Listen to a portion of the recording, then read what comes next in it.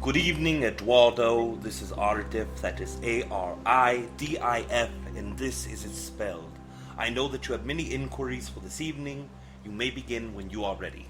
Thank you, Aridif. It is a pleasure and my highest excitement to be in communication with you today. Yes, it is a pleasure as well, and also within the highest realm of excitement in our reality. We thank you and you are loved.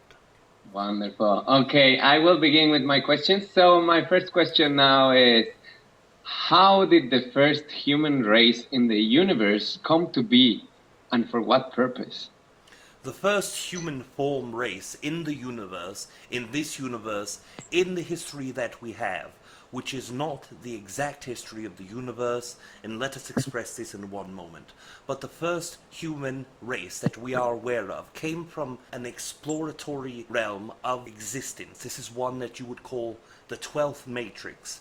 Now, in the universe, it is constructed of 12 different matrices or matrices, and in each one, it is one level of consciousness stepping upwards from 1st to 12th. The 12th is the area that perhaps you would deem the angelic realms. This is where all of the entities who are in perfection of their own physical existence are incarnated.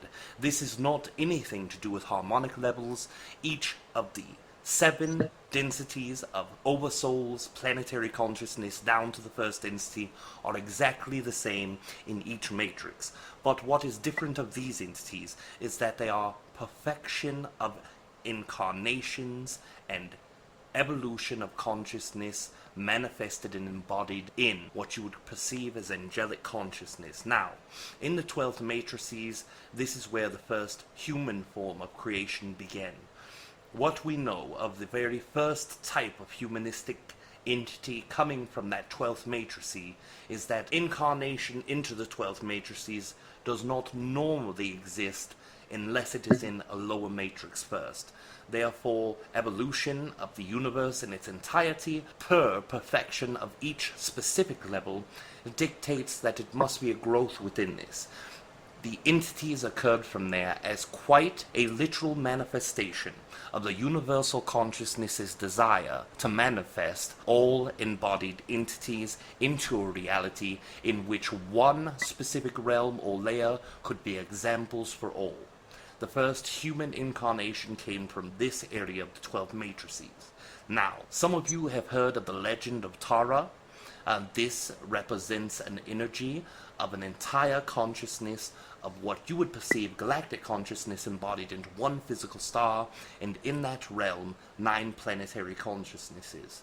Now, in this singular star with 9 physical entities around them that you would perceive as planetary consciousnesses were the entities that you now perceive as human in nature. This was the very first testing in the 12 matrices, and as they begin their existence, they begin to have imbalances. This is why, physically in their own incarnations, their planet and star were destroyed energetically as what you would perceive as only a manifestation of that reality to take them out into a separate reality. Then they were brought down to the 11th matrices, all the way to the very first, and incarnating and manifesting into each one individually. When you are perceiving your own human consciousness, you are now going from the 4th matrices to the 5th. This is a jumping in consciousness as well. What you perceive as 5th dimensional or 5th matrices in energy is where you are at now. So this is 7 layers above this. If this makes sense to you. Yes, thank you, Aridif. Yes, you are welcome. All right, to proceed, the next question is, how did the human come to be capable of contemplating its own existence?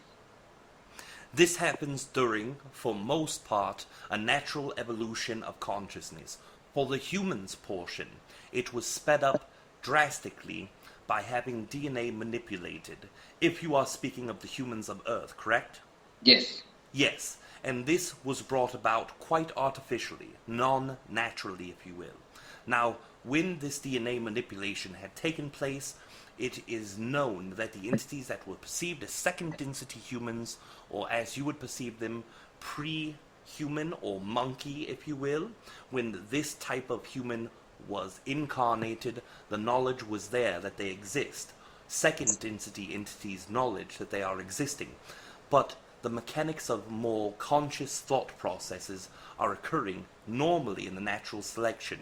But because the DNA was manipulated, because the process was sped exponentially, this allowed a very difficult communication from non-physical to physical.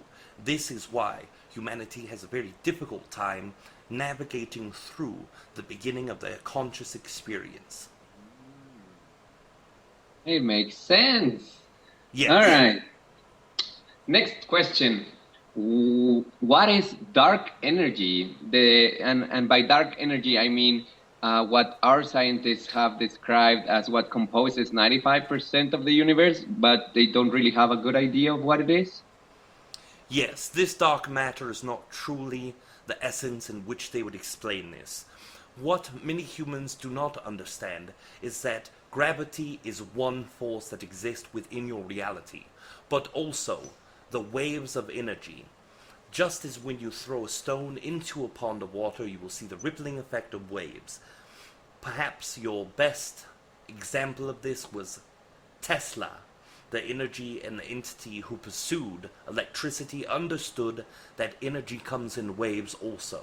The dark matter is an accumulation of the waves interacting with gravitational pull of your galactic center, as well as the mass rings and stars around it.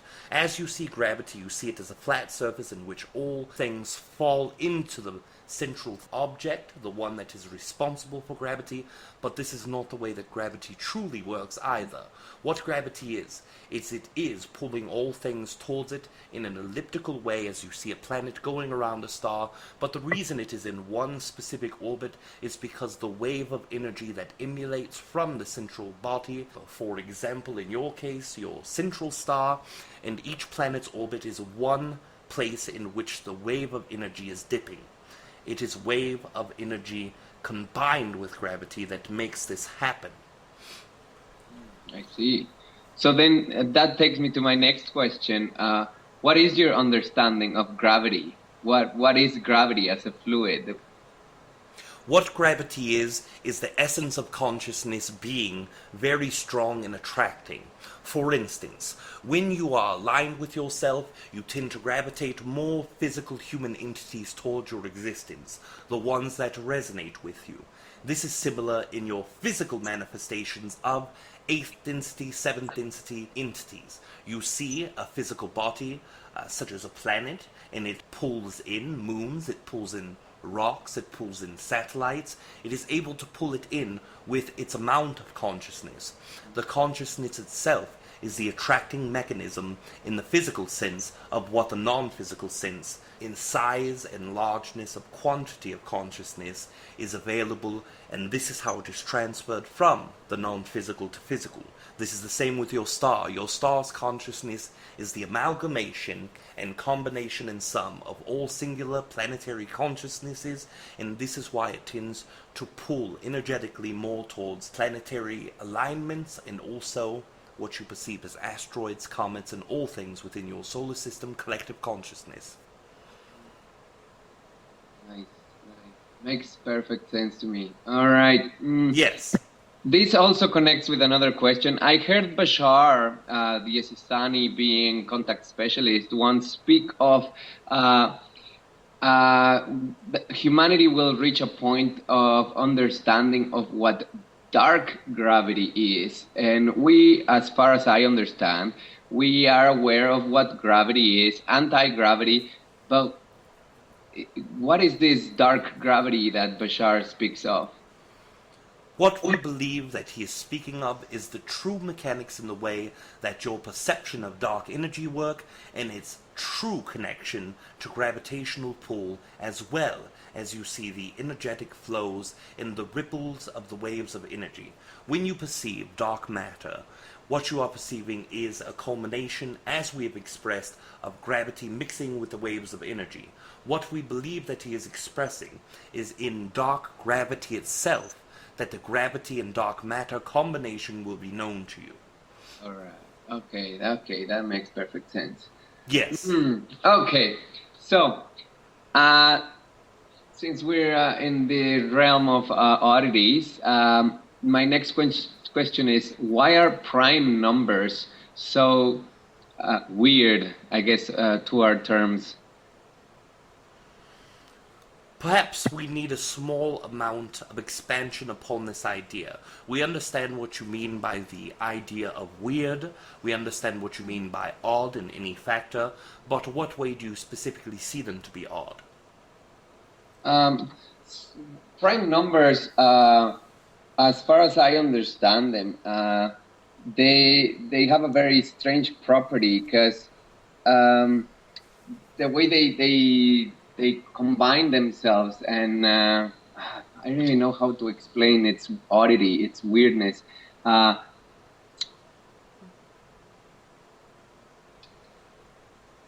Perhaps I'll put this question on hold for a later term. Yes, let us express one thing before we move to the next.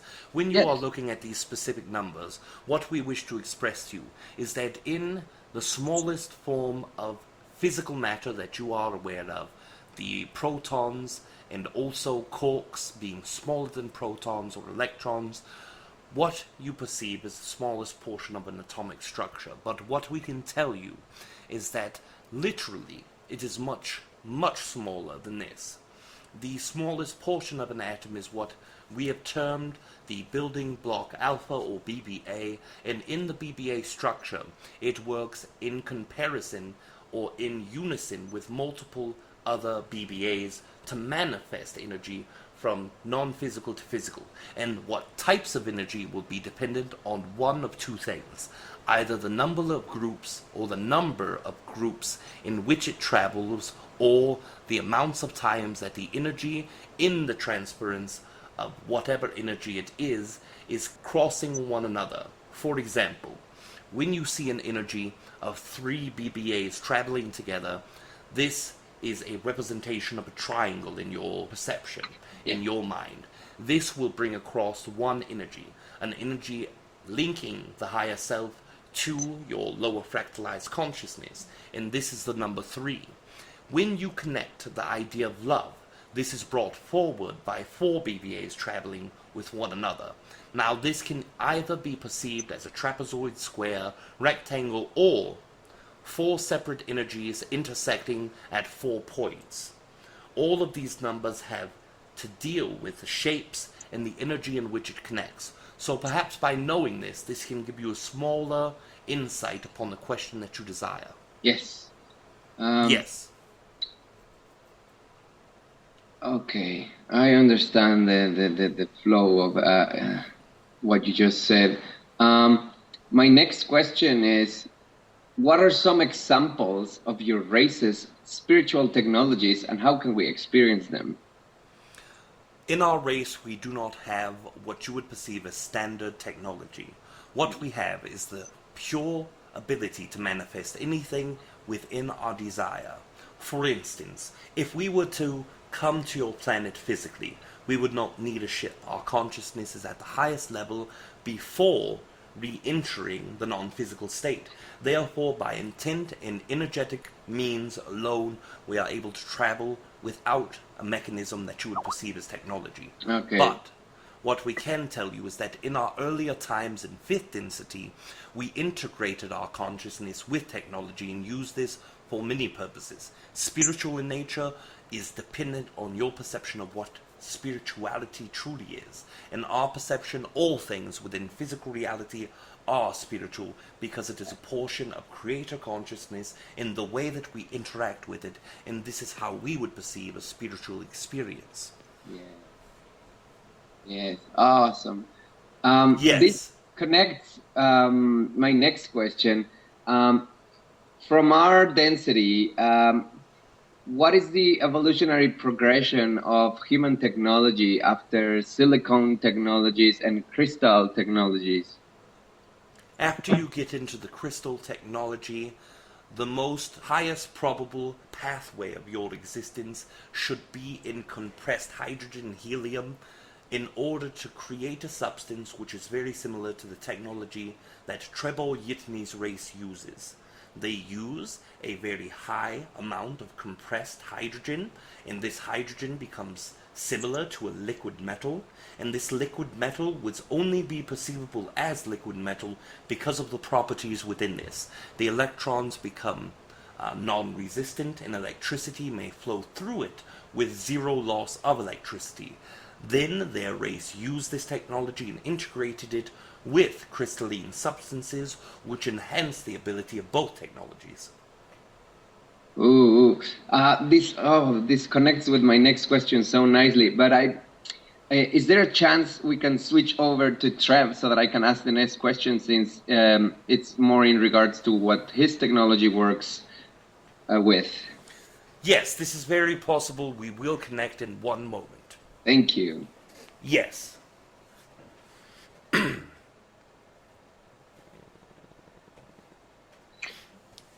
Yes! Good evening, Eduardo.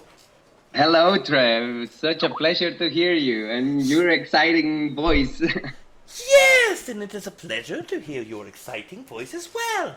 Wonderful. I have a question for you in regards of your technology. So I hear that you work with compressed gas technology. My question here is there any elemental combination or gas compression that we can do in our current level of development to produce superconductivity at room temperature?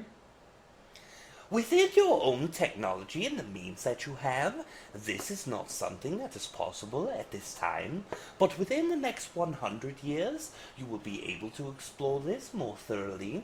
The way that compression is done is something that we cannot share with humanity at this time, as trying to do this with the technology and understanding of your own chemistry is the word that we are looking for. With your own chemistry could be very detrimental to your own race as a whole, not in the way that things would become interferent, but it would be that things would be very dangerous. It could cause explosions that are very large and hurt many people.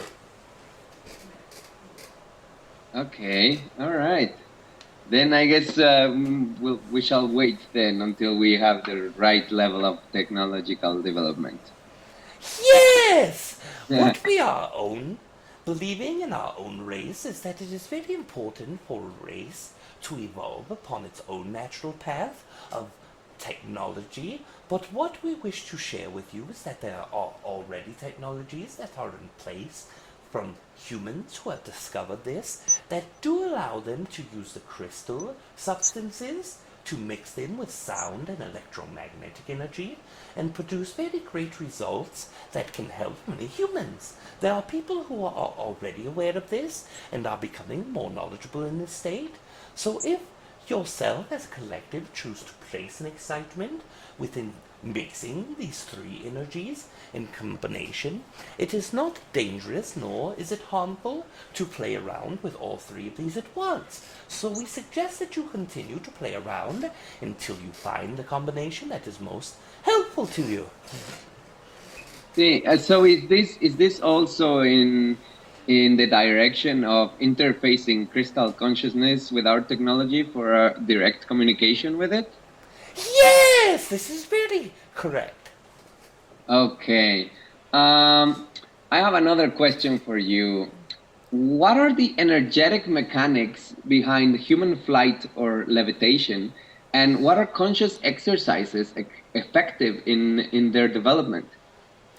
Yes! What we could say of the mechanics of human levitation and physical manifestation is that what you are doing is allowing your electromagnetic field or your aura to become excited using the energy of the chakra system to allow yourself to use and strengthen the electromagnetic force, which can then repel gravity for a very small force, and then you are using your ability to manifest physical things into your reality.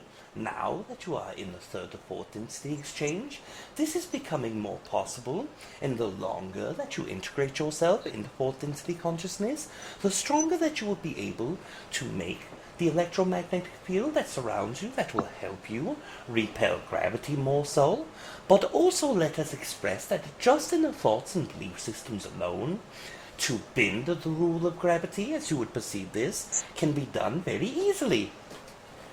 Nice. So then it does come down to creating a permission slip, a belief system that goes beyond doubt. Yes, even the physical mechanisms that we have expressed by strengthening your electromagnetic field through your chakra system is even truly a belief system. It is one way to show your physical manifestation of energy into your physical existence. I have a question for you. Are you aware of the artistic rendition I did of yourself? And if you are, what is your experience of it? Yes, it is very exciting. We enjoy the energy of all of the arts that humans have done of their own perception of what our physicality, but also our energy is like. And we are very excited to say that when we experience what you have connected to with your own mind is very exciting to us. It shows a representation of the true nature of your conscious energy from your heart chakra all the way into your crown chakra. Wonderful. Yes, it is very exciting as well. Okay, how can we humans consciously realign our dentures to divine proportion without the use of any invasive or orthodontic procedures? We are not sure of the word that you are using. Which word? When you are saying that you are looking for a way to connect what through the orthodontic? Oh, I want to find a way to consciously realign teeth to divine proportion without any invasive or orthodontic procedure. Yes! What we can tell you of the specific nature of the teeth and the way that it integrates with consciousness within yourself is that when you are connecting to any portion of your physical body, it is a manifestation of an internal mechanism. But now that many of the humans that you are seeing are experiencing more third density reality than the fourth, it is more bound by physical nature and physical laws. Once they are able to integrate more of themselves into that fourth density nature, the more that they will find the thought processes alone, but also new beliefs on how your teeth can align and how you can restructure them, and also consciousness connections to your throat chakra and third eye chakra can help you do this very easily. Thank you.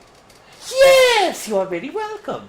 Okay, I wanted to give you permission to tap into my energy because I have a question in that regard. Yes, if you are able to express the question verbally, then I will connect your energy to see what area of energy that I need to look into. Okay, my question is there any relevant message from any of my simultaneous incarnate expressions back to me in this moment? Yes! As you are aware to close your physical eyes, to push the energy from the center of the physical body to the outside, continue pushing it outward with your intent for me to connect you, and I will connect you to this. Yes. One moment, please.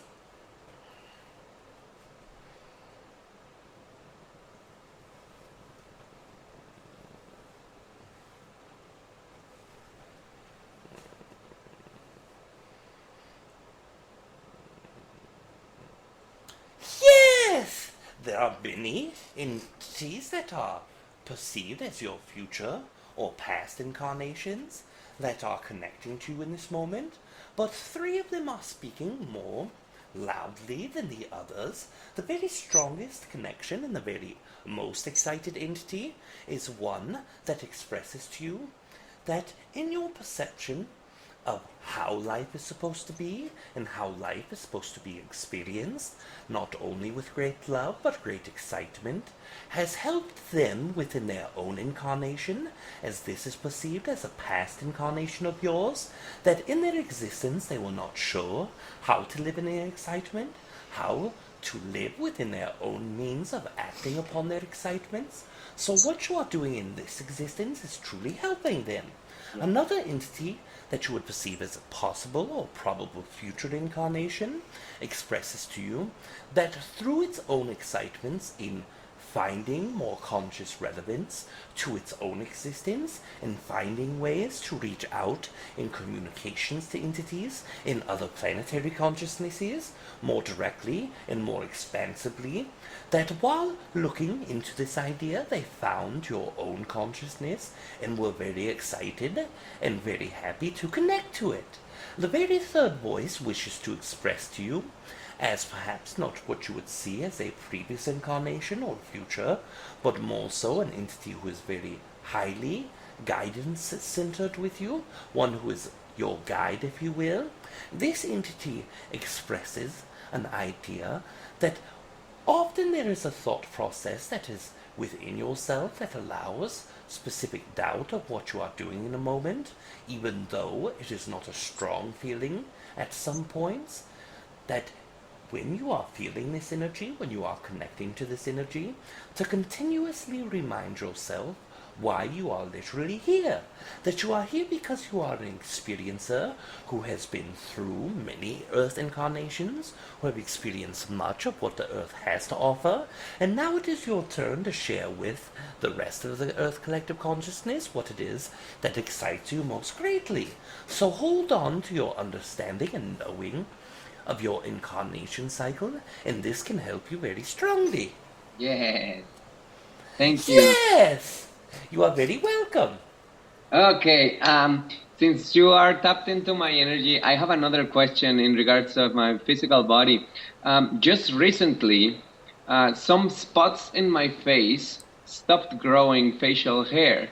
They're about the size of a coin, each of them, and it happened before, yet it went away on its own.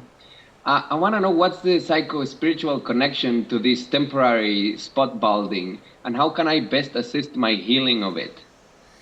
Yes! We are very aware that this is happening not only to yourself, but to many human entities upon this time. There are connections that go from your throat chakra to the third eye chakra to the crown chakra. All of these are very essential when it comes to the hair that grows within your head system, whether it be your face, your neck, your chin, or your head. And when you are looking at these, there is much energy that is being consistently released from your heart chakra to third eye and throat and crown chakra simultaneously, or not simultaneously, but stopping at each point consecutively. And as it is doing this, you will notice that in areas where you begin to close down for a moment after a great expansion, let us use an example for clarity.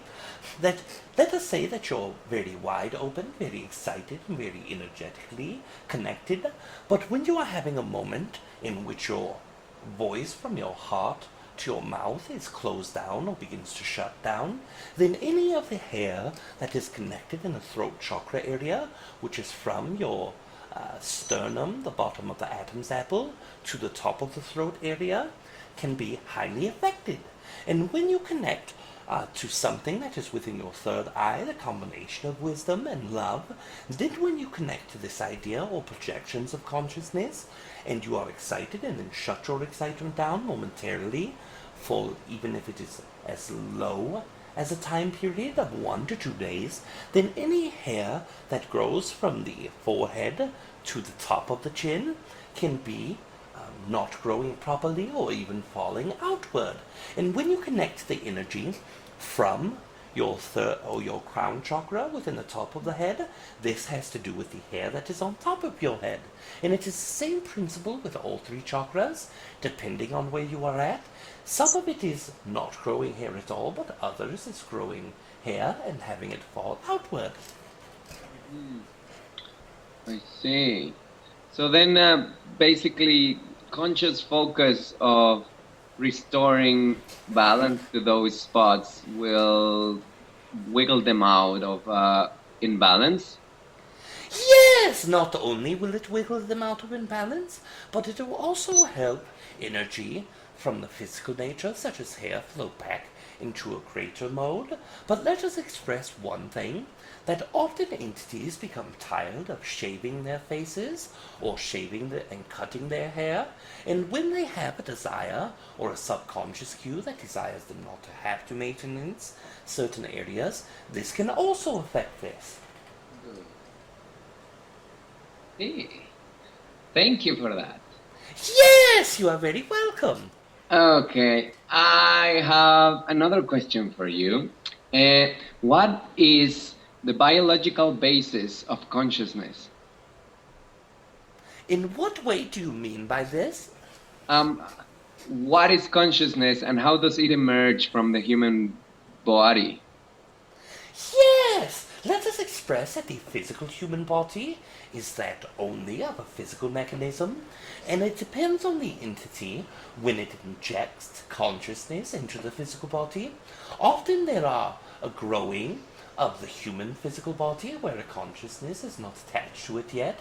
This is often what you would perceive as abortions or silent pregnancies, if you will, where there are entities who incarnate as a zygote or a small egg that desire to have the experience of being in utero. And when they do this, this allows them that experience, and then they may reincarnate into another existence. Often when children are born, there is a period in which they choose to incarnate.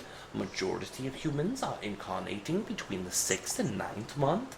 This is because they will be able to experience a small portion of being in utero and also being able to be around during the physical birth process. There are many entities who come in to the physical body directly at the time of birth.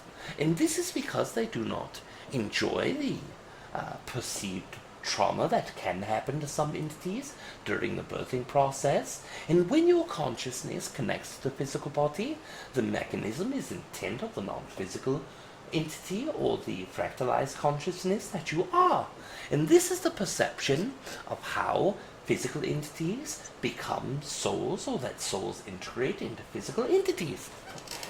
Thank you. Yes, you are very welcome. Okay, on to the next question.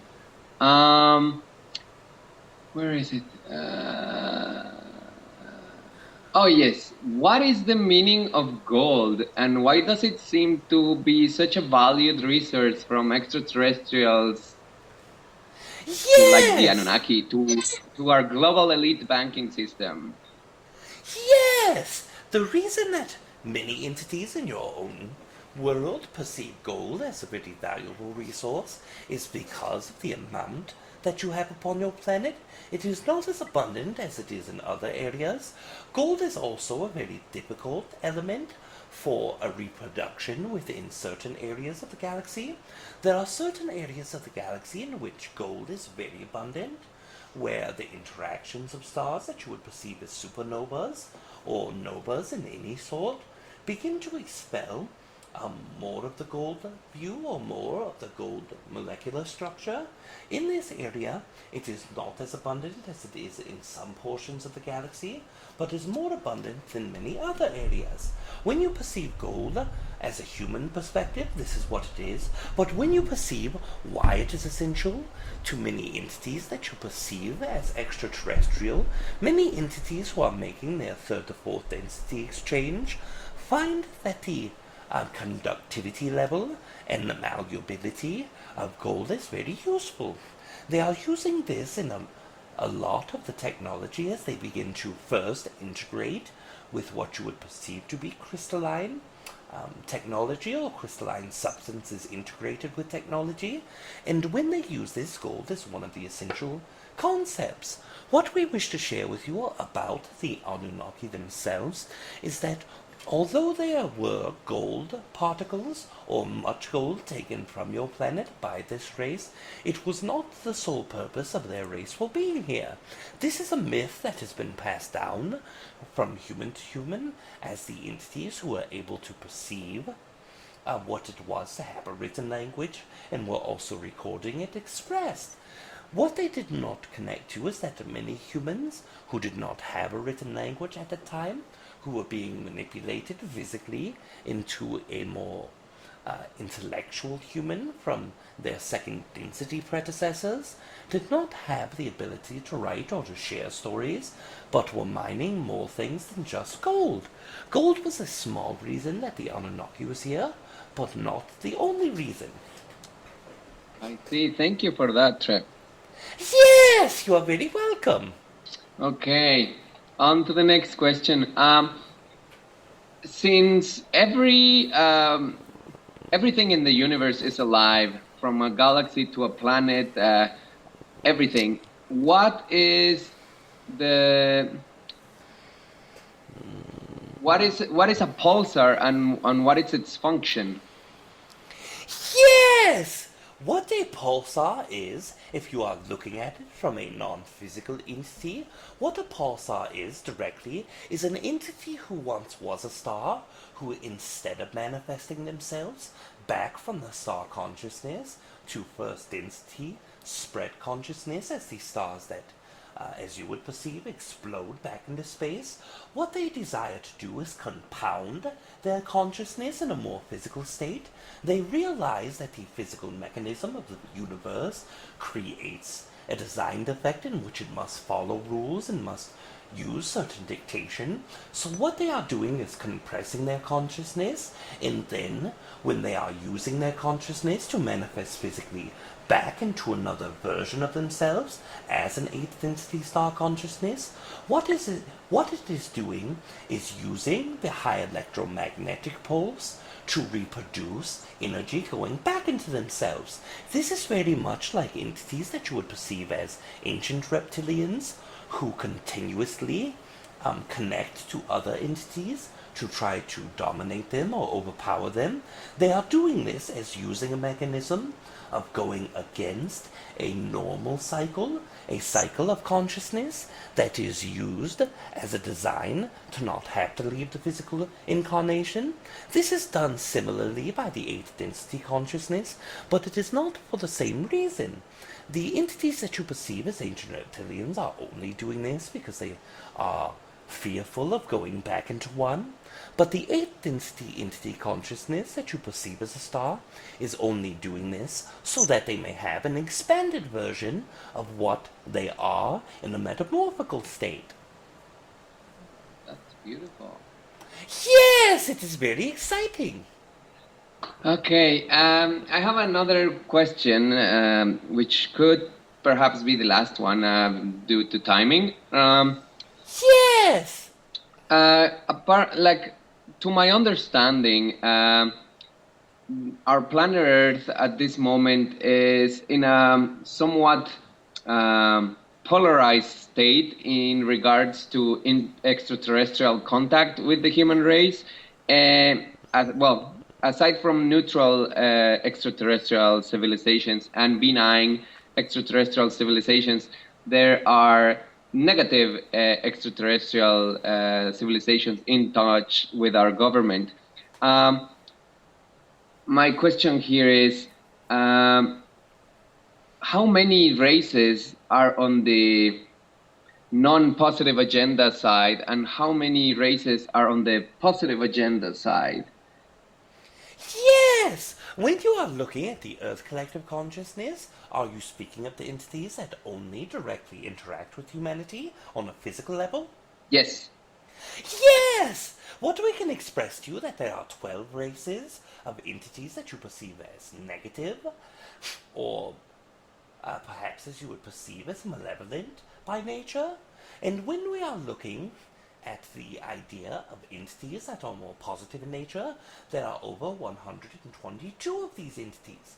But what we can tell you is that the 122 races of other entities from other planets that are connecting physically to human incarnations, the reason that they are not deemed to be all type 1, only that they are deemed to be positive in nature, there are many of these that are type 2 entities, but they are type 2 because they are willing to interfere with the incarnation of a human entity or the free will that they desire to have, but they are not by any means malevolent, nor are they by any means willing to kill humanity.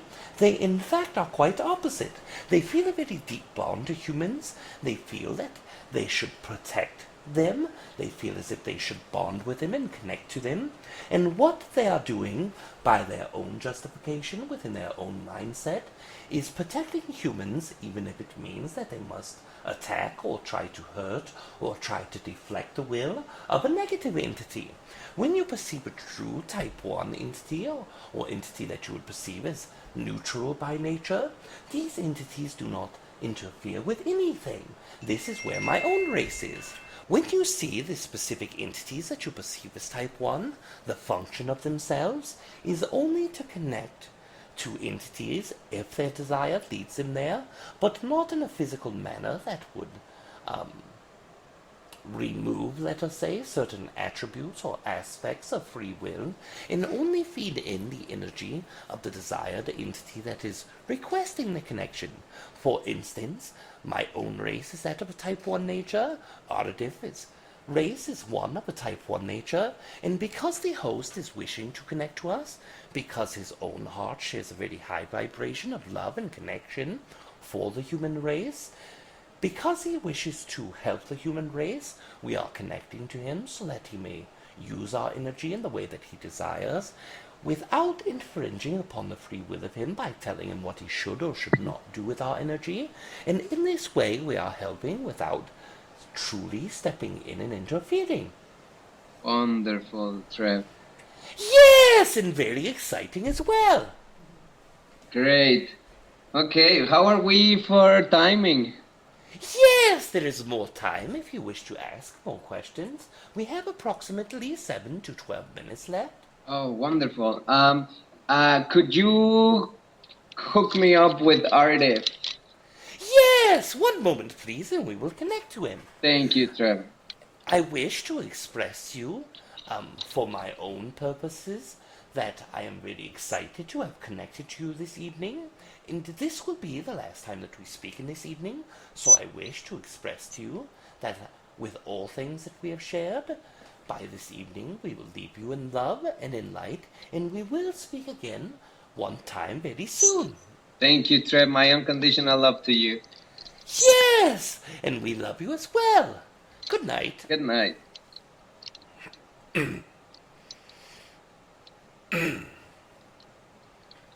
We are back without hesitation or delay. We are ready for your next inquiries. Thank you, Aridif. My Yes. question is, are you aware of the artistic rendition I did of yourself, and what was your experience of it? Which I believe I already asked you that question. But in the artistic rendition I made, there is a portion of it with a representation of a feline embryo in some form of energetic orb, and that is aligned to your iteration, your artistic iteration, where it would be the heart chakra.